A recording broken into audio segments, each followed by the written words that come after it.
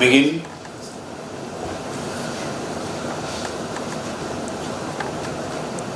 with the silent invocation of our Vedic Devata, Saraswati,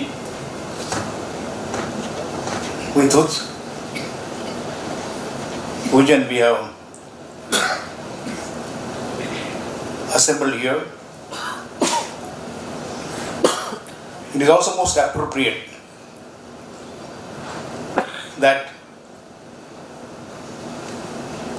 we had a very innovative start of today's curtain raiser function, very auspicious way by Shankadhwani, in a very innovative way which we had never seen before, we had never heard before.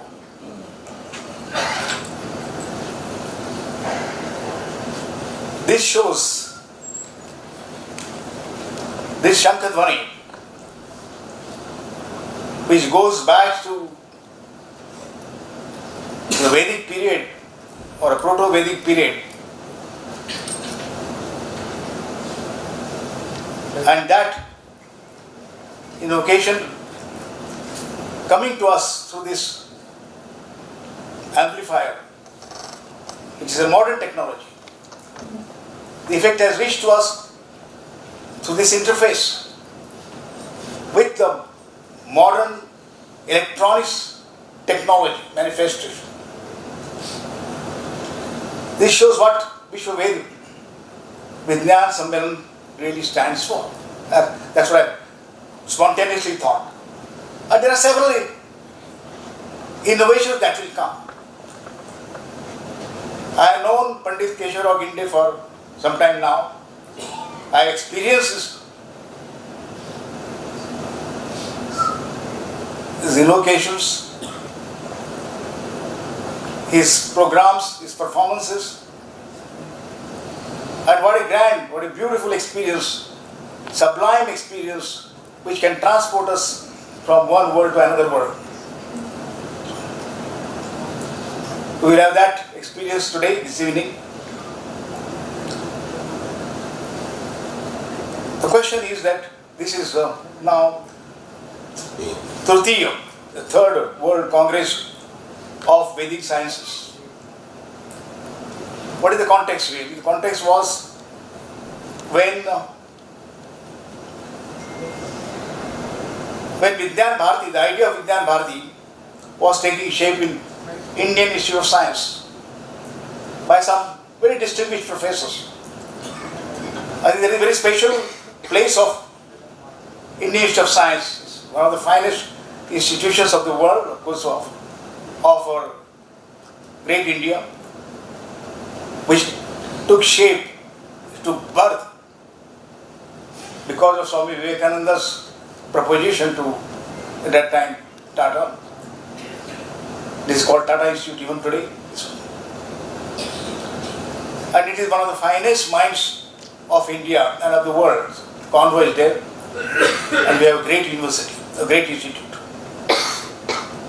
People at that time, in the mid-80s, thought, some professors, that the science or technology that we are pursuing is what perhaps we are carrying forward the Western worldview. There's nothing wrong in that. I'm not saying anything wrong with that context. But they felt, particularly Professor K.I. Vasu, felt that India has such a grand heritage, such a long heritage of scientific thinking.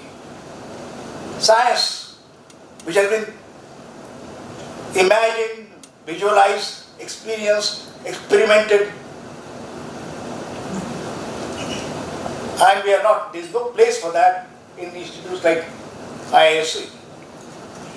And we need to think about it. And what has been, we are not able to solve in this process the problems the world is facing and would be facing, and of course now the current problems of our great nation India is facing before independence, would face this one. and perhaps there is something incomplete about it. At that time, the feeling of Swadeshi movement was there strongly. Mahatma Gandhi had invoked the great Swadeshi spirit, Swadeshi movement, its relevance, and they thought that we must also talk about Swadeshi science. What is Swadeshi science? Is there something like science can be limited by a place or a country or nation or boundary? So on. But then, anyway, I will not go to that question. Swadeshi science movement started. Then in 1991, in Nagpur, this movement, as it was gathering, that we must give a formal shape to it, it must give a nationwide shape to it, and then they said, it was decided that we should create a movement which will be called Vijnana Bharati, nationwide. Science India movement. And that's how Vijnana Bharati started. Vijnana Bharati was a different perspective of science. In a sense that, not that we are creating a just different perspective, but a holistic perspective. Integrative perspective, not fragmented perspective, what Western science evolved with. And that integrative perspective is actually embedded in the Vedas, in the Vedic thinking, Vedic spirit, everything. And we looked at what it should be. It started evolving, Vijnana Bharati, Vigyan Bharati, or everything, Science India movement started taking shape. From that time, 1991 to now 2017, it's a movement it's a completely voluntary movement, which is very interesting. In the world dominated by science and money, whatever it was used for science, it was money. Funds, and we are still struggling with this one today. It's a fully taken shape in a voluntary, dedicated movement of that kind. And when I came in, when I was invited to come in as the national president, this was a new experience for me also. That science can be done without money, in a sense, by sheer dedication of people, sheer commitment of people. And I went to that experience. In the course of several years, I have seen that we have organized congresses, conferences, seminars, movements, public movements, starting with no funds. It's a zero budget. I think many of us experience. Jayantara is here. We begin for this World Congress. We began and started discussing with Deccan University, sir. We also have faced the same problem. Every time we face the same situation. And the vision is very grand. We must have. The vision is grand. It's not that. We must try to do whatever we can do. We must not compromise on excellence. Not on the scope. And there are many people who are new. Totally new. Youngsters, students. You'll be hearing the names of, I think, what is Vedic science, and there will be fundamental questions. What is this Vedic science? What does it mean? We have never been taught. What is this scope? What we are going to cover? Many doubts about it. Anyway, so it is in this context this third World Congress of Vedic Science is taking place. And when Jayantara and myself were interacting with Deccan University, which should be really called Dakshina University also, Vidyapit, Deccan University, college, Deccan College, well known. My father also studied there. He also went to the college. So we felt this was the most appropriate way, appropriate really a campus where such a thing takes place. Year before we had done another conference on similar subject, Astra, which has done very well also. And I appreciate that.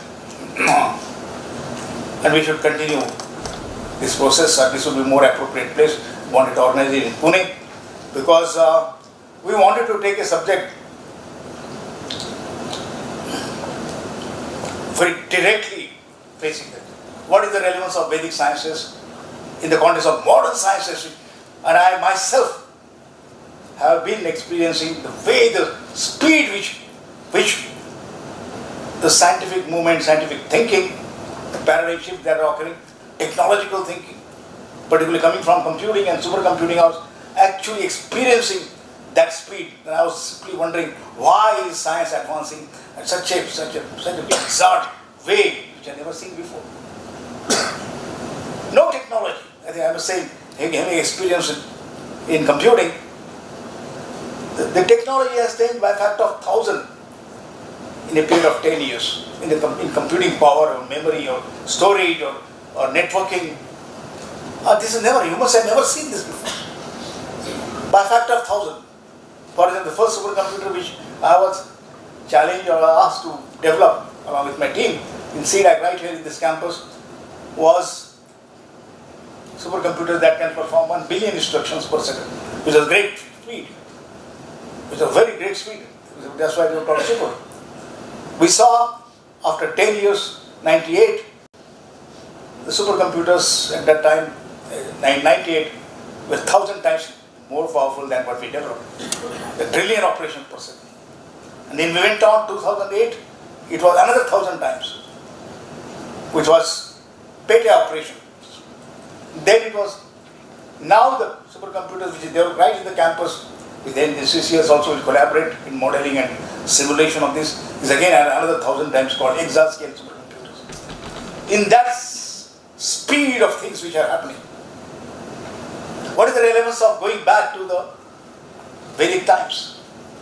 The science that was, we are not able to estimate the chronological dating still. There are issues of calendrics, chronological dating of the Vedic times and earlier times.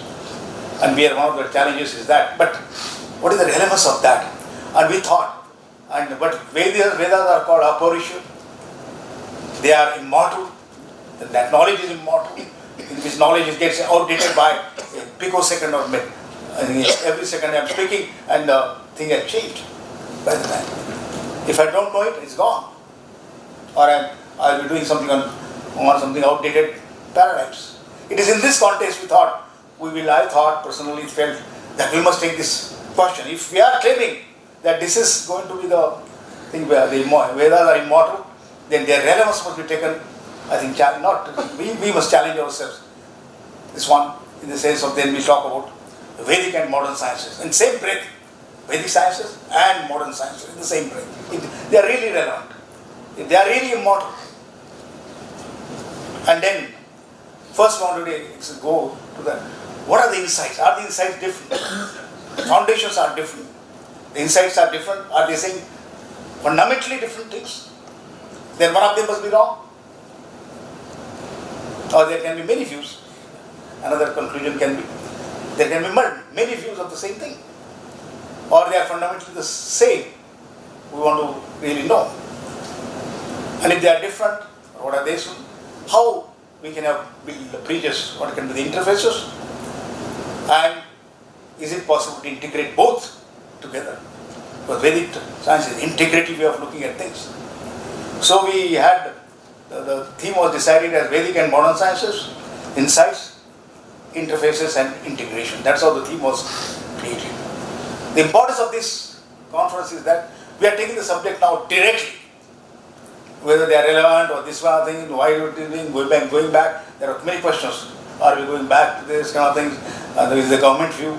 Is it a perspective the government wants to do that? Nothing like that. We want to take this subject directly. So, we are very proud of the heritage.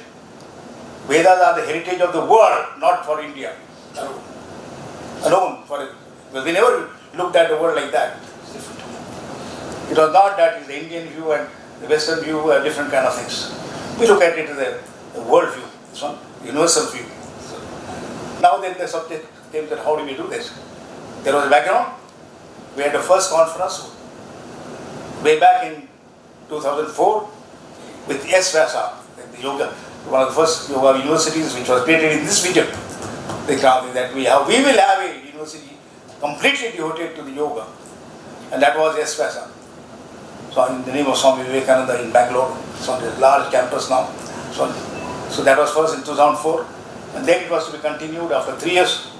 It was in Banaras Hindu University, again the great tradition of Sant Vijay Bhatkar. But then there was a gap of thinking on that issue. Many conferences were taking place on Vedic sciences or Vedic views or Vedas. Recently also we had a conference in Delhi, a large conference in Delhi's International Conference on the Vedas. So many conferences were taking place. There were different things, even in Pune itself. This one we had almost every year conference on, like called Astra, this one. But then it took some time for some reasons, and then it was decided that we must have now the third conference World Congress, and this will should take place in Deccan College, and the conference will be taking place now, and we are unveiling what would be the nature of this conference, or how it will take shape now on Jan 10th, 11th, 12th and 13th. This is a curtain raiser for that. What would be that? I told you the very theme of it. We wanted one thing was that, of course, every conference of what Vijnana Bharati organizes has a practical component, part of it. There is exposition of it. What is this today? Can you see that? Can I feel it? Can I experience that kind of thing? And I can say that kind of thing. We have been organizing now the Ayurveda, World Congress of Ayurveda. Several of them have been organized, and they have become the world's, of course it has to be from India, but sometimes it is not. This Ayurveda Congress has become one of the biggest events on resurrecting Ayurveda. I have seen that coming from Kochi to Pune, going back to Jaipur and Bhopal and Bangalore and Calcutta and Delhi. This is one of the biggest event which we see in science and technology of it. We proudly say it is the origin of Indian origin, which is reaching out to the world, and the whole world is taking to it. People from 20 countries come together, 40 countries come together, converge together to understand that. We see that really the revival of this great science and technology. Many new branches of science are emerging, like chemistry, Ayurveda and chemistry put together, biology, we have genetics. A new branch of thinking itself has come together because the current chemistry cannot handle it, current physics cannot handle it. So people like that. These are great scientists who themselves, like Professor Velayathan, who himself is a great medical doctor and also the technologies of heart valves and other things, but he has done Achita Tirunal. So these are hopes for us, and people are wondering that we need to now create new views of healing, of medicine, other thing. That's what Ayurveda Congress has shown to us, and the enthusiasm, the worldwide enthusiasm of that shown to us. Bharati Vijnana Sammelanam is another view. Are we really solving science and technology? Is it really solving the people's problem? There are so many problems which we are facing, but all our bright minds are not really engaged in solving those problems. Really, for agriculture, you see now what is happening. When the rains fail, we are not able to predict. My supercomputing initiative really started. Can we predict rains? And if we do predict that they are not going to be rains, what do we do? That problem also has to be solved. Again we are invoking, the Vedic spirit of yajna. That looks like nothing. There is only one way that I have come to conclusion that if you have to alter the rains, or do something about it, there is one science of Vedic which we have to understand, which in modern way we are talking about some different ways, but they are converging together. They are actually converging together. In the most modern way, what we are seeing, the atmospheric sciences, and I am very surprised that IITs, etc. got engaged in this process. What happens when you do yajna? Do it. Don't do it, actually perform it. Understand the modern science, understand the ancient science about it, and go ahead. So these things we are going to actually discuss and perform in our World Congress. So that was Bharati Vijnana Sammelanam, which we had in Pune, with the leadership, your leadership. So this was so successful as well. People are coming. It's good that young minds are responding to it. Very important. Young minds are positively responding to, want to perform those experiments, look at it with curiosity, sort of things, and want to go ahead. We would like to, I think young minds to respond to this, what we are going to say. What was Vedic science? What is the span? The question is that science is valid knowledge. Science indeed is valid knowledge. But what is valid? On what basis of what? So that where now we invoke from the Vedas direct perception. As is the science also, the direct perception is the first thing, understanding of a reality as we experience it. Then inference, the logic of it. We are endowed with that inference, innately inherent in inference. The linguistic, the language part of it, which is independent pramana, which has been taken as the things. Upamana, analogical. Most of the science comes from symbolism. Chemistry is a symbolism. Geometry is a symbolism. It's a kind of thing. And it's a grand interpretation of that symbolic logic or symbolism. So, upamana. Then arthapatti, anupalabdhi, sambhavya, which is a probability system, what we are discussing. Aitiya, the traditions, all that kind of thing. And there are many other forms of which modern science has not even considered. The intuition aspect of it. So we want to look at that very holistically in the context of the modern, in kind of things, how modern science can also benefit from understanding the Vedas. I think that is the challenge of this one.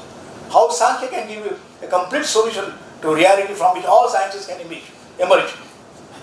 And then we want to look at the whole system, whole knowledge system of this, the Vedic knowledge system, which I cannot describe here, but we will talk about that knowledge system, which is the 4 Vedas, then Upavedas, then Vedangas, which really go to the thing, first time integrate language and mathematics together in Vedangas, in Chanda Shastra, the Paninian grammar, on with the entire thing we can go again, revisit the computing again.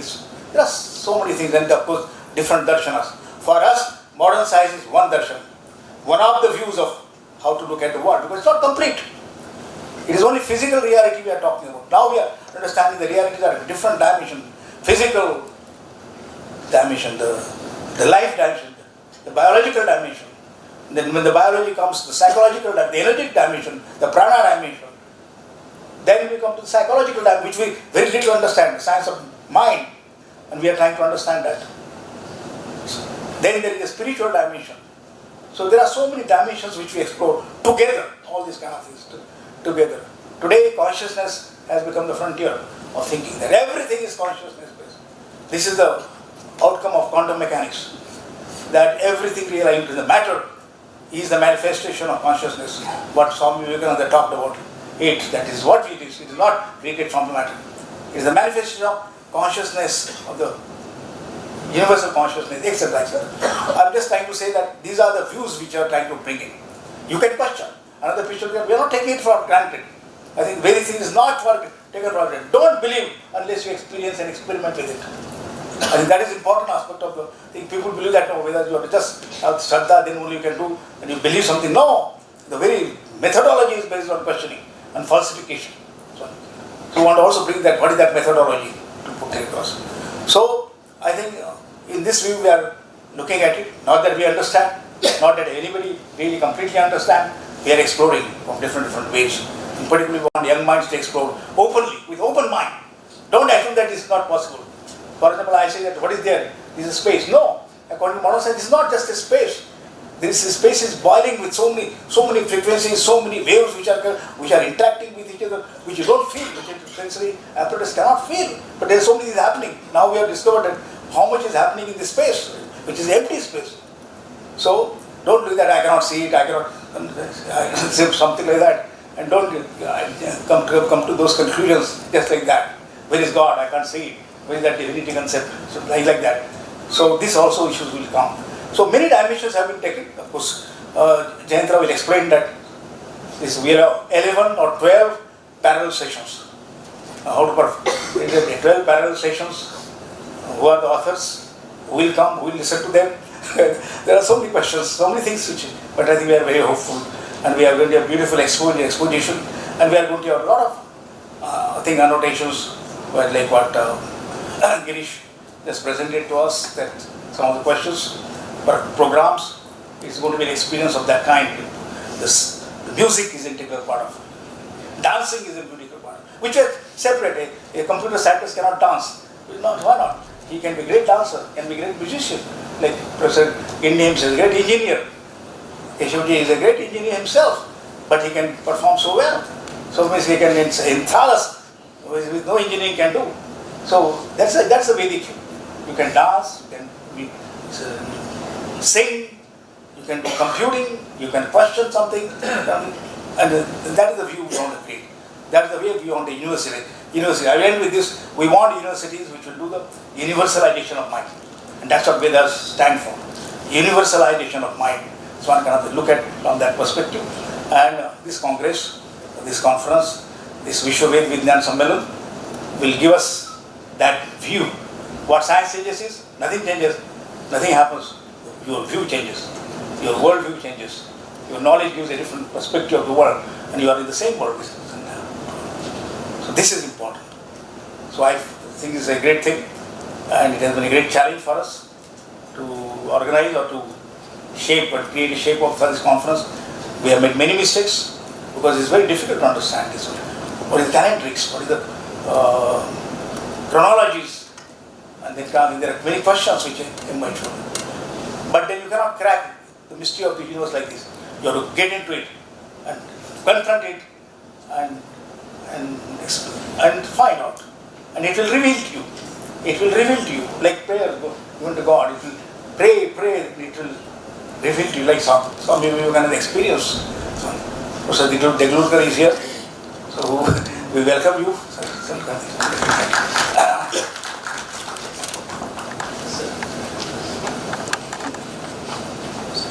So with this introduction, I think I've taken too much time to just perspective, because all of you are going to be engaged and we want your complete commitment, complete dedication, because without that this is not possible.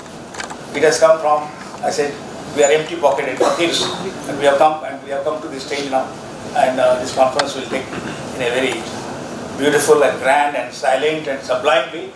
We may also question, there are conflicts, but that doesn't matter. That's the beauty of life. So with that, we are looking forward to the Tritiya Vijnana Sammelanam, which will take place on 10th, 11th, 12th, 13th. The entire program will be explained to his JNG. And thank you for coming and listening to what it would be, and with curiosity and some questioning. Thank you very much.